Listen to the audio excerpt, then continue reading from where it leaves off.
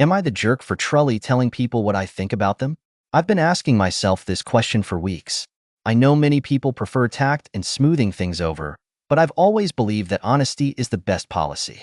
Why waste time pretending when you can just say it outright? However, lately, my honesty has been turning against me, and now I'm not so sure I was right. Let me start with the most recent case that made me seriously question myself. My best friend Alex and I have been friends for over 10 years. He's always been the person who stands by me even when I mess up.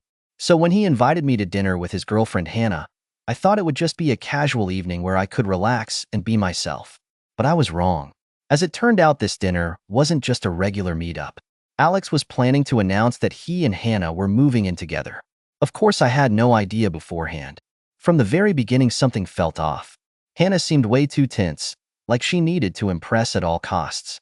She kept interrupting Alex whenever he tried to speak, throwing in odd comments, and talking about herself as if she were in a contest for Miss Perfect Personality.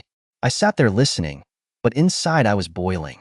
At some point, when she interrupted Alex again and started bragging about how she once saved a project at work, I couldn't hold it in and blurted out, "Hannah, are you always this self-centered? Or is this something new?" The room fell silent. Alex stared at me as if I had just punched him. Hannah turned red, stood up, and left the table without a word. Alex followed, but before leaving, he looked at me and said, "Are you serious? We're supposed to be friends." They left me sitting alone at the table. At that moment, I didn't feel guilty. I was sure I'd done the right thing. I mean, I told the truth, didn't I? Why does everyone make such a big deal out of it? The next day, I tried to talk to Alex. I texted him, "Sorry if I upset you, but I was just being honest. You know that's how I am." His response was short, "You were a complete jerk. I don't know why you said that." At first, I laughed at his reaction. Alex had never taken my words to heart before, so why was this time different? But when he stopped responding, guilt began to eat at me. The situation got worse when Hannah found out I texted Alex. She blocked me on social media, and through mutual friends, I learned she was calling me toxic and saying she didn't want Alex to talk to me anymore. I tried to explain myself through other friends, but instead of resolving the conflict, it only escalated. Alex told me he needed time to think, and Hannah outright forbade him from seeing me. Now I'm looking at it all from a different perspective. Maybe my honesty isn't a virtue, but just an excuse to avoid filtering my thoughts. Or are my friends just too sensitive? I've always thought people appreciate the truth, but it seems like it causes more harm than good. After the situation with Alex, I started noticing that similar conflicts had happened before. I just didn't pay attention to them at the time. For example, there's a guy named Josh in our team at work. He's a decent professional, but he's always late to morning meetings. Everyone pretends it's no big deal, but I think it's just disrespectful to everyone's time. One day I told him straight up, "Josh, do you realize you're the reason we waste time every meeting? Maybe it's time to start showing up on time?" Josh mumbled something in response, but after that, he stopped saying hi to me. Or take another case. My colleague Maggie recently got a raise and can't stop bragging about it. During lunch, I said, "Maggie, we're happy for you. But maybe it's time to stop bringing it up every 5 minutes? We just want to eat in peace." She fell silent but later complained to other colleagues that I ruined her mood, and I ended up getting a warning from our manager to be more tactful with coworkers. These kinds of episodes have piled up over time. Friends, colleagues, acquaintances, many people I've interacted with clearly weren't thrilled with my bluntness. And only now I have started wondering why it's become so noticeable. Is it just me? Or have people in general become more sensitive? Or maybe I've been ignoring the consequences of my words for too long. That said, there are those who appreciate my honesty. For example, my friend Claire. We've been friends since college, and she always says that my honesty is what makes our friendship real. She was the first to tell me that my bluntness often comes across as an attack. "You speak the truth," she once said, "but you leave people no choice. You corner them, forcing them to defend themselves." Her words struck a chord, but I brushed them off, thinking it was nonsense. However, a few days after our conversation, I found myself in a situation that made me see things differently. I went to a birthday party for our mutual friend Sam. There were a lot of people, including some I barely knew. One of the guests, a guy named Tom, was known for constantly telling silly jokes to grab attention.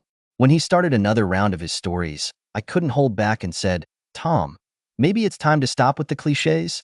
Nobody takes you seriously anyway." Silence again. Someone let out a quiet chuckle, but most people looked at me with disapproval. Tom quickly left, making some excuse, and then Sam told me, "Are you serious? You ruined his evening. Couldn't you just keep quiet?" And that was the moment I truly felt like a jerk for the first time. In the past, I could justify my bluntness with good intentions, but now I started to doubt if it was worth it. When I got home, I spent a long time thinking about what had happened. Maybe I've gotten carried away with being the honest person and lost sight of the line between truth and rudeness. Or is it really that others have become too sensitive? After Sam's party, I realized that my usual way of communicating was not only damaging my relationships with people, but also harming my reputation.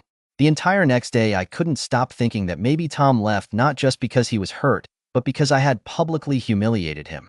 At some point during the evening, I noticed a few people whispering to each other while glancing in my direction. That moment brought back memories of similar situations. Colleagues, friends, even acquaintances who had stopped interacting with me after my honest comments. Trying to make sense of it all, I decided to seek advice from someone who was always better at dealing with people: my father.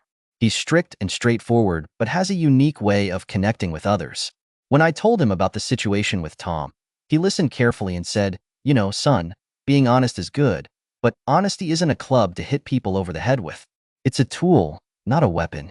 I didn't fully understand what he meant at first, so he continued, "You think you're helping people by opening their eyes, but all you're doing is putting them in an uncomfortable position. That's not honesty. It's your pride talking. You want to prove that you see more than everyone else." His words struck a nerve. Was I really using my honesty to elevate myself above others? I recalled how I once told my sister Jane that her new job was a waste of time because she could achieve so much more. At the time, I thought I was motivating her, but now I realize how upset she looked. After that conversation, she began avoiding me, even though we'd always been close. That evening, I decided to meet Claire. She was one of the few people who had stuck with me despite my personality. I honestly told her everything that had happened in recent weeks. Instead of criticizing me, she suggested an experiment. Try being honest, but kind. Ask yourself, will this really help the person, or is it just my emotions talking? I decided to give it a shot.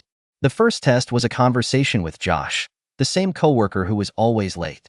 Instead of confronting him again, I approached him and said, "Josh, you're a great specialist, but I've noticed that sometimes we lose momentum because of the delays. Maybe we could try to change that? Let me know if there's any way I can help." His reaction surprised me. He thanked me and promised to make an effort to be on time. This small victory made me feel like I was finally doing something right. But more than anything, I wanted to fix things with Alex. He was like a brother to me, and losing our friendship was eating away at me. I gathered the courage to write him a message. "Alex, I was wrong. I've always told you what I think, but I've come to realize that sometimes my words hurt. I want you to know that I value you and respect your choices.